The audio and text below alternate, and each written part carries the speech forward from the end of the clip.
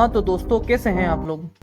पिछले व्लॉग में हमने आपको दुनिया की सबसे खुशकिस्मत औरत के बारे में बताया था कि वो लेडी यानी नेपोलियन की माँ लेटिजिया बोनापार्ट दुनिया की हैप्पीएस्ट लेडी क्यों थी।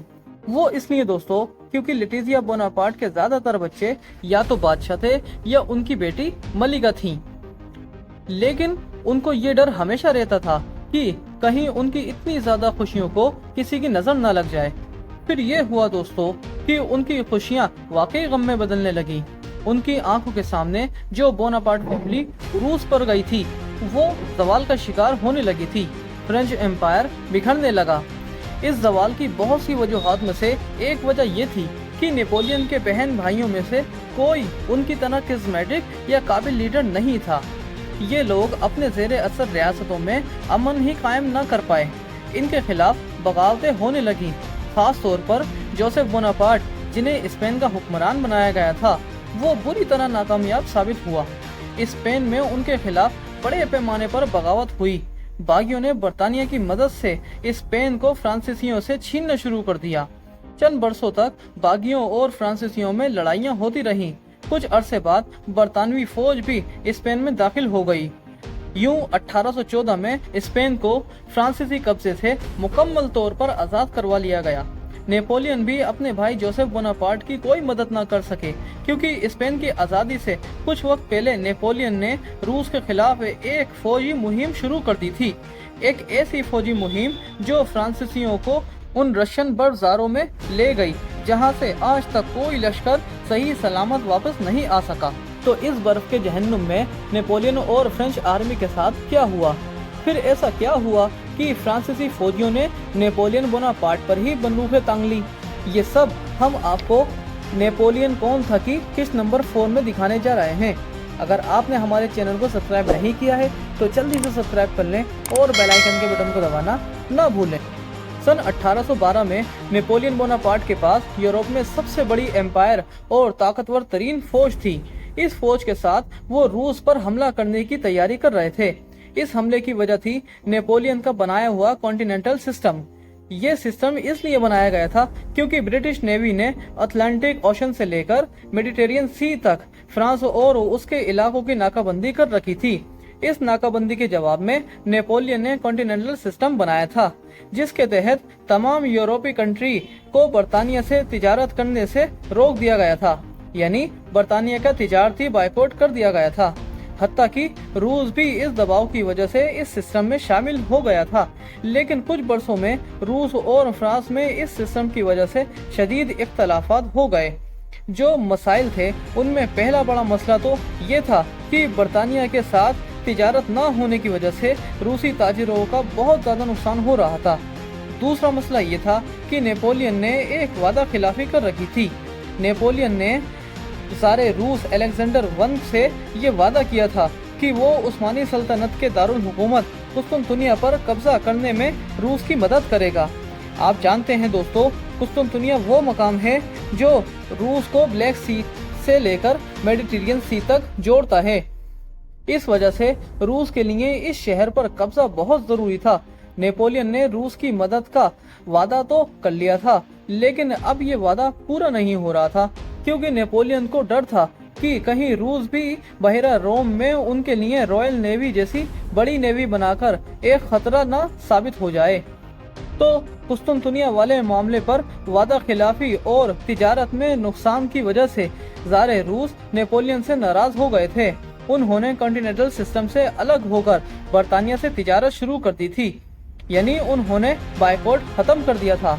इसके जवाब में नेपोलियन ने रूस पर चढ़ाई कर दी, लेकिन वो रूस को फतेह दरअसल नहीं करना चाहते थे, बल्कि ज़ारे रूस पर दबाव डालकर उन्हें सिस्टम में वापस लाना चाहते थे। 24 जून 1812 के रोज नेपोलियन इस पहाड़ी से अपनी असीम व शान फौज को दरिया पार करके रूस में दाखिल होता देख रहे थे। कहते हैं यूरोप की तारीख में इतनी बड़ी फौज इससे पहले कभी नहीं देखी गई थी। 4.5 लाख जवानों की इस फौज में 80,000 घुड़सवार, 3,70,000 पैदल सिपाही और 1400 तोपें शामिल थीं। इसके अलावा रूसियों के पास महज 2 लाख की फौज थी। इनमें 40,000 घुड़सवार थे, 1,80,000 पैदल सिपाही, 800 तोपें थीं।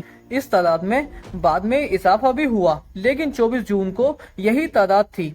दोस्तों, नेपोलियन की फौज रूसियों से बहुत ज्यादा ताकतवर थी, लेकिन हकीकत थोड़ी सी अलग थी। नेपोलियन की फौज में आधे जवान फ्रेंच थे, लेकिन बाकी आधे फ्रेंच नहीं थे। फ्रेंच एम्पायर के बाकी हिस्सों से भर्ती किए गए लोग थे, यानी नॉन फ्रांस थे, और बड़ी तादाद उन जवानों की थी जिन्हें जंग का कोई तजुर्बा नहीं था, बल्कि इनमें से कई तो पहली बार जंग पर जा रहे थे। वो मुश्किलात के आदी नहीं थे। इनके मुकाबले में रूसी फौजियों की अक्सरियत भी ना तजुर्बेकार मजदूरों और किसानों पर मौजूद थी, लेकिन फ्रांसीसी फौजियों के मुकाबले में उन्हें एक एडवांटेज हासिल था। वो ये कि मजदूर और किसान सख्त मशक्कत के आदी थे और अपनी सरजमीन पर थे। फिर गर्मियों में आसमान आग बरसाए या सर्द मौसम में बर्फबारी हद तक हो जाए, ये लोग हर मौसम में सरवाइव करना पहले से ही जानते थे। इसलिए अपनी सरजमीन पर ना तजुर्बेकार फौजियों से लड़ना इनके लिए मुश्किल नहीं था, बल्कि आसान था। अब रूस में फ्रांसीसी फौज की कामयाबी अगर किसी चीज पर टिकी थी तो वो दो बातें थीं। एक तो ये कि उनकी तादाद ज्यादा है, और दूसरा ये कि उनका कमांडर नेपोलियन बोनापार्ट जंगी तजुर्बेकार है और कभी हारता नहीं है। ये मशहूर हो चुका था। लेकिन दोस्तों, नेपोलियन बोनापार्ट जैसे बेहतरीन कमांडर से भी एक गलती हो चुकी थी, और वो ये कि उन्होंने रूस पर हमले के लिए बाकायदा तफसीली प्लानिंग नहीं की थी, बल्कि उनकी सोच ये थी कि वो रूस की सरहद पर इतनी बड़ी फौज लेकर अगर जाएंगे तो सारे रूस घबराकर सुलह कर लेंगे और कॉन्टिनेंटल सिस्टम में वापस आ जाएंगे, बर्तानिया से तिजारत बंद कर देंगे। इसलिए वो अपनी फौज के साथ नीमार के किनारे पर रुक गए थे। आगे जंग लड़ने के लिए तफसीली प्लानिंग अब तक उन्होंने नहीं की थी। ये दरिया नीमार दोस्तों रूसी और फ्रांसीसी सरहद का काम करता था। दरिया के एक तरफ लिथुआनिया था और दूसरी तरफ पोलैंड था। नेपोलियन अपनी फौज के साथ पोलैंड में मौजूद थे, क्योंकि ये वो इलाका था जहां इनकी हुकूमत थी। नेपोलियन को ज़ारे रूस की तरफ से सुलह का पैगाम का इंतजार था, लेकिन जब कोई रूस की तरफ से पैगाम नहीं आया तो उन्होंने 24 जून को दरिया पार करके रूसी इलाकों पर धावा बोल दिया। उनका ख्याल था कि वो ज्यादा से ज्यादा 50 किलोमीटर दूर तक रूस में पेशकदमी करेंगे तो रूसी हुक्मरान भागते भागते सुलह करने आ जाएंगे। लेकिन ज़ारे रूस ने दोस्तों उन्हें बहुत मायूस किया, क्योंकि सुलह का कोई पैगाम नहीं आया। अब नेपोलियन के लिए भी ये उनकी अना का मसला बन गया था, और उन्होंने फैसला किया कि अब वो ज़ारे रूस को वापस झुकाकर ही जाएंगे। चुनांचे वो रूस में आगे ही आगे बढ़ते चले गए। उन्होंने अंदाजा ही नहीं हुआ कि ज़ारे रूस और उनके कमांडर जानबूझकर उन्हें आगे पेशकदमी करने का मौका दे रहे हैं। वो फ्रेंच आर्मी को रूस में इतना अंदर लेकर आना चाहते थे कि वापसी ही मुमकिन न रहे। नेपोलियन जैसा मंजा हुआ कमांडर भी उनके जाल में फंसता चला गया। ये एक अजीम फौज के अजीम कमांडर की तबाही का आगाज था। शुरू के 1-2 हफ्ते तो नेपोलियन को इस बड़ी मुहिम में कामयाबी मिलती रही। उनकी फोर्सेस ने लिथुआनिया का एक शहर भी फतेह कर लिया और इसे अपनी सप्लाई लाइन का हेडक्वार्टर भी बना दिया। फिर वो बेलारूस से गुजरते हुए मॉस्को की तरफ बढ़ने लगे। दोस्तों, आपको यहाँ ये बता दें कि उस जमाने में मॉस्को नहीं बल्कि उनके पास सेंट पीटर्सबर्ग रूस का दारुल हुकूमत था, यानी कैपिटल था। तो ज़ारे रूस अलेक्जेंडर वन उस शहर में मौजूद थे, यानी महफूज थे, जबकि नेपोलियन बोनापार्ट मॉस्को की तरफ जा रहे थे। इसकी वजह यह भी थी कि मॉस्को भी रूस के लिए बहुत अहम शहर था। ये रूसी ऑर्थोडॉक्स चर्च का मरकज था और रूसी आवाम इसे मुकद्दस जानते थे। नेपोलियन का ख्याल था कि इस शहर को खतरे में देखकर ज़ारे रूस फौरी सुलह कर लेंगे या उन्हें रोकने के लिए बड़ी जंग शुरू कर देंगे। लेकिन ये फिर नेपोलियन की गलत फहमी ही थी। ना सुलह का पैगाम आया और ना ज़ार की फौज उनके मुकाबले पर आई, बल्कि फ्रांसीसी फौज की पेशकदमी की वजह से रूसी फौज मुसलसल पीछे ही हटती चली गई, पसपा होती चली गई। अब दोस्तों, मामला ये था कि लिथुआनिया से मॉस्को का रास्ता 900 किलोमीटर दूर था और इसे तय करने में 2 महीने का वक्त लगना था। 4.5 लाख फ्रांसीसी फौज को ले जाने के लिए बेपनाह खुराक की जरूरत थी। इसलिए रूसियों ने ये किया कि पीछे हटते हुए रास्ते के हर गांव और खेत को खुद ही जला दिया और पानी के कुओं में जहर मिला दिया। हत्ता कि मवेशियों तक को मौत के घाट उतार दिया गया ताकि फ्रांसीसी फौज भूखी प्यासी मरने लगे। फिर रूसी देहातियों ने भी फ्रेंच फोर्सेस पर हमले करना शुरू कर दिए। वो कुछ जगह से आते और कुछ फ्रांसीसियों को मौत के घाट उतारकर जो राशन हाथ आता उसे लेकर भाग जाते। रशियन आर्मी के रेगुलर दस्तों ने भी यही काम करना शुरू कर दिया। वो फ्रांसीसी फौज के खिलाफ छापामार कार्रवाई करने लगे, खास तौर से लिथुआनिया के शहर वेनस से जो फ्रांसीसी फौज को सप्लाई भेजी जाती थी उसे भी रूसी फौजी या देहाती लूट लिया करते थे। सप्लाई लाइन की हिफाजत के लिए नेपोलियन को बहुत से फौजी दस्ते पीछे छोड़ना पड़ते थे, लेकिन इन दस्तों पर भी रूसी फौजियों के हमले जारी रहते थे। नेपोलियन ने बहुत कोशिश की कि वो रूसी फौज के बड़े हिस्से की किसी तरह घेर कर तबाह कर दें ताकि रूसी हथियार डाल दें और मज़ामत के काबिल न रहें। अगर ऐसा हो जाता तो नेपोलियन को मॉस्को जाने की भी जरूरत नहीं पड़ती। वो ज़ारे रूस को सुलह पर मजबूर करके फ्रांस वापस लौट जाते। लेकिन रूसी फौज का मरकजी हिस्सा जो रूसी कमांडर जनरल मार्क ले ग्लैरी के कंट्रोल में था वो इनके हाथ नहीं आ रहा था। रशियन आर्मी पीछे हटती जा रही थी और इसके ताकुब में नेपोलियन भी मॉस्को की तरफ बढ़ते जा रहे थे। अब ऐसा था दोस्तों, ये जून जुलाई के महीने थे और रूस में खूब गर्मी पड़ रही थी, लेकिन फ्रेंच फोर्स के पास खाने और पीने की किल्लत हो चुकी थी। रास्ते में भी उन्हें कहीं से ज्यादा पानी और कोई दूसरी मदद नहीं मिल रही थी। उनकी सप्लाई लाइन भी तबाह हो रही थी। भूख से बेहाल फौजी तो अपने हजारों घोड़ों को मारकर खा भी गए थे, लेकिन ये भी काफी नहीं था। इतनी बड़ी फौज को हर रोज जितनी खुराक और पानी चाहिए था वो नहीं मिल रहा था। नतीजा ये हुआ कि भूख, प्यास, गर्मी और बीमारियों में हजारों फौजियों की जानें जाने लगी। फौज में शामिल यूरोपीय सिपाही जो फ्रेंच नहीं थे उन्होंने तो फौज को छोड़कर भागना शुरू कर दिया। यूं मॉस्को से सैकड़ों किलोमीटर पहले ही फ्रांस का अजीम व शान लश्कर तबाह होने लगा था। अगस्त के आधे माह तक ये सूरत हाल हो चुकी थी कि रोजाना 5 से 6 हजार फ्रांसीसी बीमारी की वजह से लड़ने के काबिल ही नहीं रहते थे या भाग जाते थे। चंद महीनों में फ्रांसीसी फौज अपने 1.5 लाख फौजियों से महरूम हो गई थी।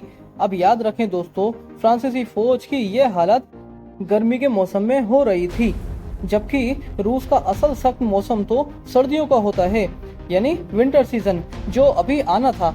मौसम सरमा से पहले 18 अगस्त को मॉस्को से 400 किलोमीटर दूर स्मोलेंस्क शहर में फ्रांसीसी फौज रूसियों की एक मरकजी फौज के करीब पहुंच गई। इस मौके पर रूसियों और फ्रेंच आर्मी की पहली बड़ी लड़ाई भी हुई। रूसी फौज किले में बंद हो गई थी। नेपोलियन बोनापार्ट के पास पूरा मौका था कि वो शहर को घेरे में लेकर दुश्मन की मॉस्को वापसी का रास्ता बंद कर दें। इससे रूसी शहर में मैसूर हो जाते और उनकी पूरी फौज तबाह हो जाती। लेकिन नेपोलियन बोनापार्ट ने न जाने क्यों एक बहुत बड़ी फौजी गलती कर दी। नेपोलियन ने शहर का मुहासरा करने के बजाय सिर्फ शहर के मरकजी दरवाजे पर हमला कर दिया, यानी शहर से निकलने के जो दूसरे रास्ते थे उनकी नाकाबंदी नहीं की। अपने हमले में फ्रांसीसी फौज ने ये किया कि पहले तो तोपखाने से किले के वो मरकजी दरवाजों पर शदीद बमबारी की। उसके बाद वो शहर में दाखिल हो गए। शहर के कूचो गली मोहल्लों में रूसी और फ्रांसीसी फौज में शदीद लड़ाई हुई। इस दौरान कुछ 14,000 रूसी फौजी भी मारे गए। नेपोलियन ने भी अपने 10,000 फौजी गंवाए। 2 रोज की लड़ाई के बाद रूसी फौज दीगर रास्तों से जिनकी नाकाबंदी नहीं की गई थी वहां से निकलकर फिर मॉस्को की तरफ चली गई। नेपोलियन ने शहर पर तो कब्जा कर लिया, लेकिन दोस्तों उन्हें एक बार फिर रूसी फौज का ताक़ुब भी करना पड़ा। अब सूरत हाल ये थी कि रूसी जनरल मार्क ले आगे आगे थे और नेपोलियन उनके पीछे पीछे, यानी ये चूहे बिल्ली का खेल कब तक जारी रहता। लेकिन अचानक रूसी जनरल मार्क ले को रूसी शहंशाह का पैगाम मिला, जिसने लड़ाई का नक्शा ही बदल दिया। ज़ारे रूस ने कहा था कि दुश्मन को थकाने की एक्सरसाइज बहुत हो चुकी, अब नेपोलियन से फैसला कुन जंग की जाए। इस जंग के लिए कमांडर भी नया लाया गया था। ये थे 70 साल के जनरल कुतुज़ोव। इस बूढ़े कमांडर की बराबर का जनरल पूरे रूस में नहीं था। उन्हें सुप्रीम कमांडर बनाकर मॉस्को भेज दिया गया था। वो मॉस्को पहुंचे और जनरल मार्कले को भी अपनी कमान में लेकर जंग की तैयारियां शुरू करने लगे। रूसी कमांडर ने मॉस्को से 132 किलोमीटर दूर मगरिब में ब्रोडिनो गांव के करीब मोर्चा लगा लिया और नेपोलियन का इंतजार करने लगे। अब मॉस्को और नेपोलियन के बीच एक ही दीवार थी और वो थी जनरल कुतुज़ोव की फौज। दोस्तों, जब नेपोलियन को मालूम हुआ कि रूसी फैसलाकुन जंग के लिए तैयार हो चुके हैं तो उनकी खुशी का ठिकाना ही नहीं रहा। वो यही तो चाहते थे कि दुश्मन एक फैसलाकुन जंग के लिए सामने आए और वो उसे तबाह कर दें। उन्होंने अपनी थकी हुई फौज को जोश दिलाया और आगे बढ़ाया और ब्रोडिनो पहुंच गए। फिर 7 सितंबर 1812 को वाकई एक फैसलाकुन जंग लड़ी गई, लेकिन नेपोलियन की मर्जी की जंग के बदले शायद अब बहुत देर हो चुकी थी। दोस्तों, ऐसा क्या हुआ था? ये जंग नेपोलियन बोनापार्ट को महंगी क्यों पड़ी? इस जंग का नतीजा क्या निकला? ये सब हम आपको नेपोलियन बोनापार्ट कौन था की अगली किस्त यानी कि 5 किस्त में बताएंगे। तब तक लिए मुझे दीजिए इजाजत। आपका दोस्त नवाज खान।